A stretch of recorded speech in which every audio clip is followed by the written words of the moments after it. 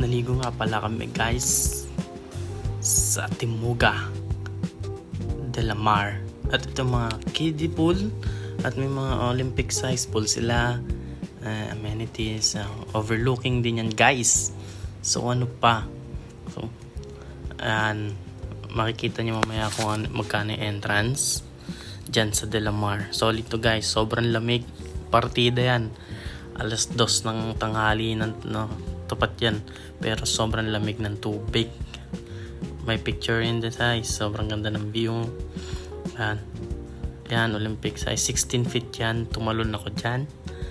And ayan, yung mga iba pa, yan, kita nyo naman may slide din sila, akala ko wala. Yan, kita nyo naman ng view, sobrang ganda. Solid dito guys.